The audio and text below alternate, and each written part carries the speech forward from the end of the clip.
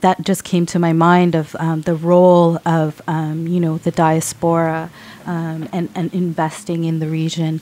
And what do you think about that, and how can we best sort of kind of build those industries within the region? Well, people who come out to the West, people who've immigrated here, a lot of us have educations. A lot of us are exposed to a wider range of ideas, of thoughts, and we're still connected to the Caribbean. We're still connected to back home, and I think that is a good thing when we can somehow bring back some of what we've learned here back home. And, if we're good at it, we could probably generate jobs. Recently, we were talking to a Canadian senator, and he was telling us he's got ideas aplenty to bring business to the Caribbean. And we got into talking about, what you can do. How can we bring technology back home and empower those people back there? How can we bring business ideas? Don Meredith. Yes. Senator Don Meredith. Yes. He's got ideas for bringing technology back home and empowering people back home. So we don't have to always be in a kind of like aid-dependent relationship to the larger economies. He wants to put us on the map, and he's doing a lot of work. So Don Meredith, Senator Don Meredith, big up to you. Jamka Fest. Yeah. Yeah. Let's talk about that. And that's kind of upcoming, right? So last year was our first opportunity to be involved in that festival in Jamaica, which was held in Negril. We actually had it over a 3-day period, and it was in conjunction with Canada Day. We celebrated Canada Day as well. And that festival included local artists from Trinidad, artists from Canada, who we brought together on one stage, and we just had a great time. It was very important in terms of how that whole festival was structured, particularly with the collaboration between Jamaican and Trinidadian artists.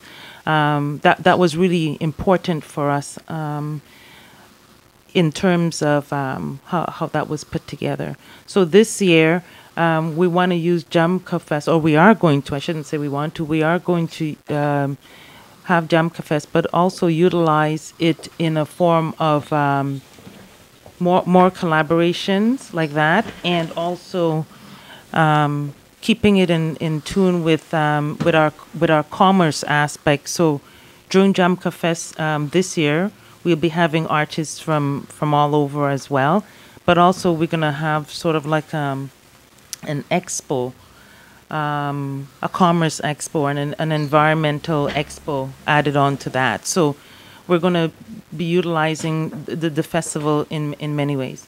Now, also the app also makes the possibility of excuse me, the possibility of doing more online through the app, like for example, buying tickets, like for example, getting hotel rooms, finding out about various trips or tours happening in the area of Jamka Fest, which, like as we said, it's going to be in Ocho Rios. We hope, we're working on it, and there's going to be a lot you can do through CaribbeanCommerce.com app to get to where the event is happening, and we're putting a big shout out to Prophecy, up and coming Jamaican roots singer, songwriter, and presence. Prophecy is one of our figures that we featured in the current CaribbeanCommerce.com. He's a wonderful singer, and he's going to be there at Jamka Fest, and so might also be Toronto Roots Rockers House of David Gang, but that hasn't been pinned down yet. But we think House of David Gang will be there, or should be there, or if they're not there, they will be there at some point. What's the process of putting this magazine together? How do you kind of track down stories? How is that process? Okay, It's blood, sweat, and And tears. his blood, our sweat, and our tears. It's like working really hard. You've got to work to deadline, and you've got to like we share once so far the primary writing has been done by yours truly, Oz. Okay, but we are looking to spread the work around to other writers and other photographers. This is an unfolding story, and then As it also, always is. as it always is, and Anthony, our brother down in Los Angeles. Hi, Tony. How's it going? He's doing all of the programming and designing in the back. He is a master programmer, designer. He's insane with design. I'm telling you, he's insane with design. And so I hand him over my precious words. I treasure so much. And he works on that and gets it nice and looking fantastic. And that's what we've been doing so far. Now it's a matter of reaching out to other writers and photographers and even filmmakers to put stuff on this platform. So in terms of getting our guests in to write these stories about, for example, this issue is going to be featuring a gentleman by the name of Mr. Perry Douglas, who is into green, clean energies, and we're actually, going into Jamaica with him to deal with some projects that we have here. But it's a matter of reaching out to Perry and reaching out to Prophecy and reaching out. So we get in our vehicles, or we jump on a plane and we go to Jamaica, or we go to Trinidad, and we go and find these folks who are willing to do these interviews with us, or in the case of some others who have actually called us and said, hey, we would like to be in your magazine. So we get in the car, or we get there to them with our microphone and our questions, and we do an interview. And like Oz says, he takes it and he puts it into into a story, hands it over to Tony. Tony does his thing around it, and boom, we have a really cool, clean-cut article for our magazine. And don't forget the special sauces that we add to our magazine. Is there any really amazing stories that you're kind of investigating or thinking about, or kind of themes that you want to kind of explore? This particular one, I gotta say, the articles in our first issues were amazing. The issue number 2, again, like we said, China in the Caribbean, the dragon and the hummingbird. And we talk about technology articles. We talk about business. A lot of green energy is going through. We talk about health and development. But one of the next issues that we're toying with, and we would really think that would be huge, is actually the Queens of the Caribbean. Progressive women in the Caribbean is who we're looking to do our next issue on. So I think that would be really exciting to do. We already have some ideas in mind. So We're thinking about Rita Marley. We're thinking about Mikhail Jean. We're thinking about Portia Simpson Miller from Jamaica, and Bessasar from Trinidad. So a lot of powerful women who are doing things, who are changing the culture, who are changing the way people think about women and women's potential for leadership. And we also have an opportunity there with Paulette Senior. She's the CEO of YWCA, which they're going to have a huge forum in Barbados coming up shortly, which we're going to be attending. But we'll also be featuring her in our segments like that, because it's really important for us to highlight in our magazine. This is Artists in the City. My name is Mali, a.k.a. Docuvixen, and in studio with me is Caribbean Commerce Magazine, Oswald and Esther. Thank you for being my first guest. It's really amazing. Oh, this is great, Mali. Thank you for having us. So, we were talking about the magazine and the process of the magazine before the break, and I wanted to actually go into a little bit of your organic process of connecting people, and sort of talk about that process, because I think it's very, very, very innovative and awesome. Well, now at this point, we have to mention MCK, Carl Wilson, who is like really a master of connecting up with people. He knows how to get people talking to each other, get people hooked up. He specializes in this. And we're trying to, and we are leveraging that ability into the work that Caribbean Commerce Magazine does, right?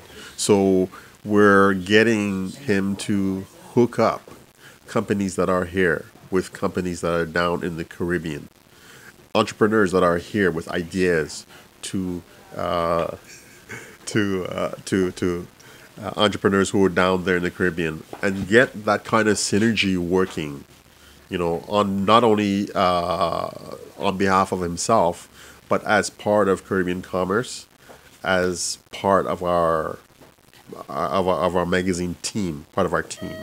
So we're leveraging that, and that's actually determining our character in a big way. So we're not just writing the articles, because in the articles, you can actually reach into those articles and connect with those people in those articles. They are real people, and they're in most cases looking to make business contacts. So that whole paradigm of connecting is now part of our DNA. Is part of our DNA, from Carl into our magazine, into our platform. It's part of our DNA. So this is the exciting part of what we're doing. How can people sort of connect to your magazine? It's available on iTunes. Like, basically, how can they find you? So the number one way to find us is go to our website, CaribeanCommerceMagazine.com. And from there, you can download the applications from in our website. Download the application from iTunes. Issue number 1 is there. Issue number 2 is coming out shortly, within the next week or so. We're on Twitter. We're on Facebook. Yeah, and I'd like to just say that issue number 1, the app is free. Issue number 1 is also free. But issue number 2 is for $4.99. We're charging $4.99 for that issue, with a big article on China and the Caribbean. So it's out there. People can access it and enjoy that. And we also have a free business registry that we're welcoming everyone to. Well, you've got a business, you want to do some networking on this platform globally in the Caribbean. Register in our free business registry. That's really growing, and it's great to have some presence on there. So we're letting you know that. And that over time, that collection of businesses in our free business directory will be a searchable database that people can go into and see what other people are doing worldwide. This is the first show, and people might not know unless you follow me on social media. I am a filmmaker. I've been around the industry for a while. I'm connected. I've been working with Caribbean Tales, and a lot of sort of networking in toward building an industry in the region, so that we're able to tell, as filmmakers from the diaspora, to tell our own stories. So, you're not just, getting it from Hollywood. So I was wondering more your aspect of like connecting artists to people who want to invest in the region and want to invest in the arts. Well, in the latest Caribbean Commerce Magazine, one story highlights the work of a company called Wedge 15. Now, Wedge 15 just went down to Trinidad and Tobago, and they put together a little film called Haute Caribe. And how this was done, it was actually a collaboration between a Canadian team and a team of technicians from Trinidad. So they're actually bringing those two ways of working, those two ways of being together. And they came up with something that's really beautiful, and which you can see. through the app or on hautecaribe.com.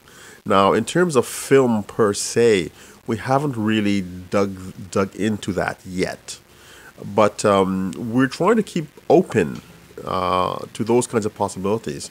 I have some of my own film interest Amazing. myself. Amazing. Maybe we could do something together. Well, I've done some small things on drumcultures.com, the YouTube channel of Drum Cultures, featuring musicians in performance. And I've got a whole bunch of theories about that, which I won't go into right here. That's another show, I guess. That's another show. But we are open to. We're not. Our minds are open to finding out industries that want to come alive. You know, we want to find industries. I mean, while we were down there in Jamaica, I think one of those fashion shows from the States was putting on. We're recording. Yeah. What's that lady's name? Yeah, America's Next Top Model. Yeah. They had rented space in Jamaica, and they were hiring Jamaican technicians, and they were making things happen. So we were like, wow, there's potential for other industries that we haven't discovered yet. I'm always in favor of finding new opportunities, you know, finding new ways of doing things and like re-visualizing things. Mm-hmm. It's not just a beach. It can be something else too. It could be a production studio. Mm-hmm. You know, it's not just the beach. It could be, you know, a solar farm. You know, so we're looking for those kinds of opportunities. But we haven't. I can't say that we've. Outside of Wedge 15, we haven't really tapped upon the film area yet. But we will. So, what is your vision upcoming for Caribbean Commerce Magazine? Well, we would like to see Caribbean Commerce Magazine as a strong brand in the Caribbean and worldwide. As part of the process of growing our company, we're seeking writers, like I said earlier, artists from in the region and from the world. And we're seeking more people on the ground in the Caribbean to help us deliver those stories. We're particularly interested in building those necessary partnerships with the governments in the region to help us expand on this idea and this vision and this really necessary part of our cultures and our diaspora. Actually, we're pushing ourselves. We're actually pushing ourselves. You know, at the very beginning of this, when my brother was like very excited, telling me, "Oz, we got to do this. Oz, we got to do that." I was like very like tones, you know.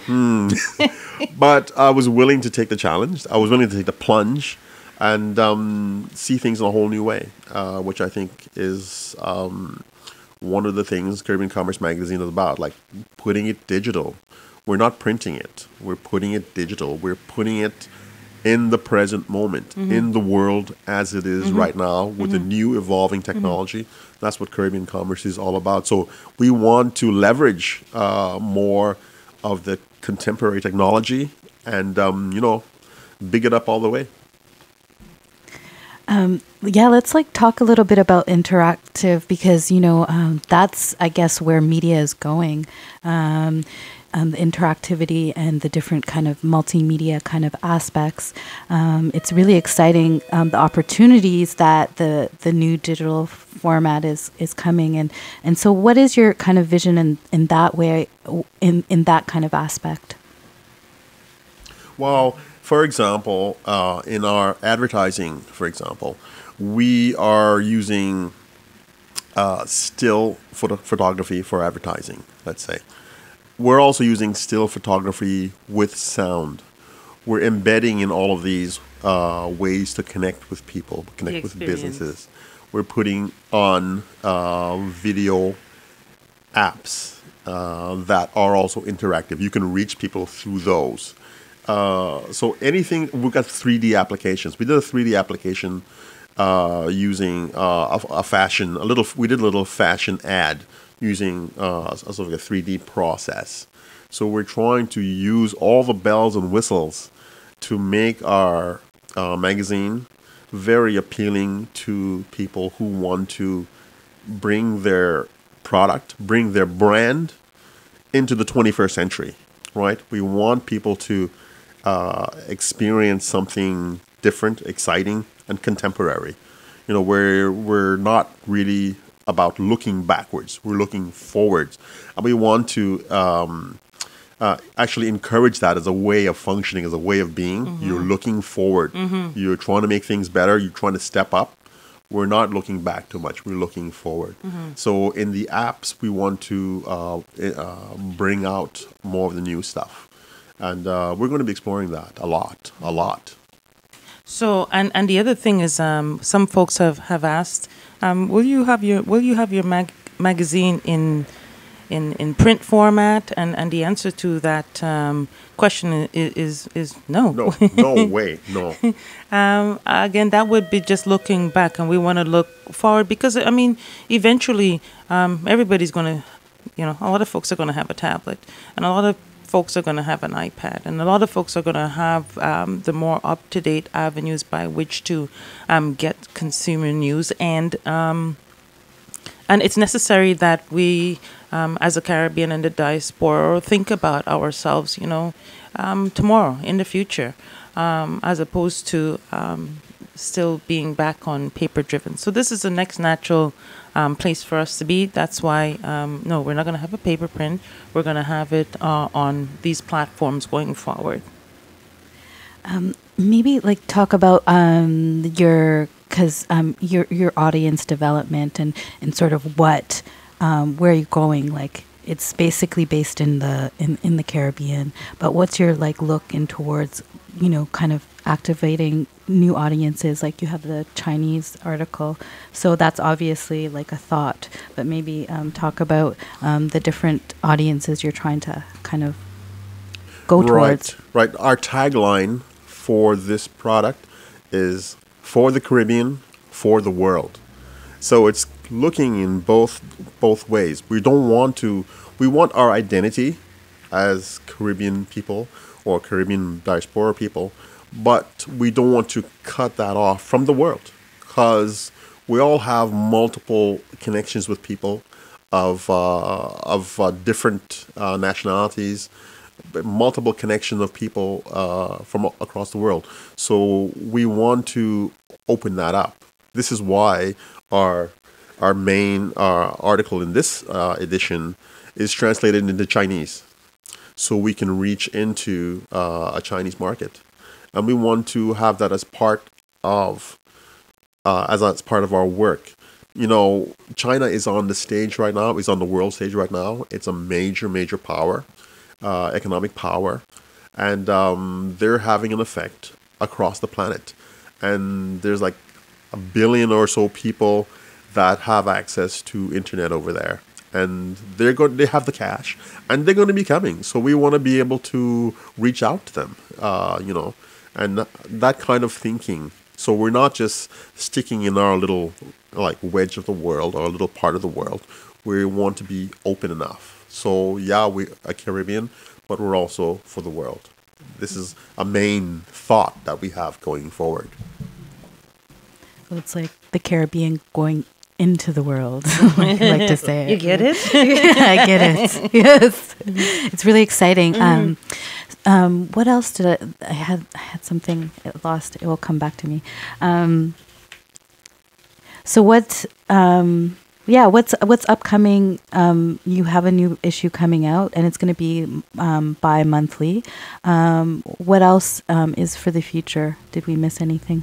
We really want to be that brand. We're trying to get a very strong brand, like serious brand recognition. So when you see us, when you see those two little C's there, that, by the way, is very, very potent with meaning in terms of the cluster at the center of our logo is actually a cluster of islands, and it's a wave, and we're visualizing ourselves as a wave of something new that could have a very positive effect in the Caribbean and in the world, and in the way the world sees the Caribbean. like redefining, Right. like redefining how people perceive Caribbean people. You know, hey, it's Black History Week, and we're thinking about, you know, Black future.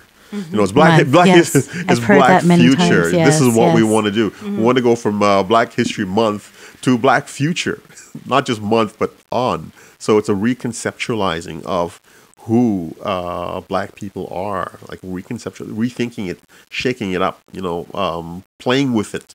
You know, getting serious and getting not serious, like expanding out of what we're capable of. I actually remember what I was going to ask. Yay! Esther, we were talking during the break a little bit about, the role of the diaspora going in and building sort of, local economies within the region. And I wanted to, sort of dive into that and talk about a little bit what you were talking about during the break. We actually had a company in there called General Discovery it is a trade and development company here in Canada who works very closely with the Canadian government. And what they actually have as one of their products is homes, building homes. And recently we actually got a call from Barbados, who are very interested in the product after having read about them in our magazine. So that was a huge accomplishment in terms of, we're able to assist in that way, similar to what we did in Jamaica, because General Discovery did come with us to Jamaica, and they were present at their launch, and they did have an opportunity to put forward the product. But particularly in Barbados, what this particular group was looking for is affordable housing. So now Barbados is in conversation with us in terms of the offerings that General Discovery can provide to Barbados in terms of affordable housing, similar to what we did in Jamaica. Right now, I can't speak about any deals being signed, but there is a lot of presence of General Discovery in Jamaica. So what this signals for Caribbean Commerce Magazine is that we're doing part of what we set out to do, writing those stories, understanding what the mandates of the government and the country and the communities are, and presenting a solution. I'm not saying we're the only solution, but we're presenting good, strong, solid direction solutions for some of the things that's needed in the Caribbean. So we're doing what we set out to do. Yeah. So basically, it goes like you're connecting. Yeah. You're connecting the people to solve the solutions. Yeah. Yes. We're putting a solution for the issues, the problem. Awesome. Thank you so much for coming in. If you have any final thoughts and make sure you plug where people can connect to you. Yes. Oh, big time. CaribbeanCommerceMagazine.com is where you'll find us. Again, we're on Twitter. You can link out to us through Caribbean Commerce Magazine. You can advertise with us. We invite you to register your business in our free registry.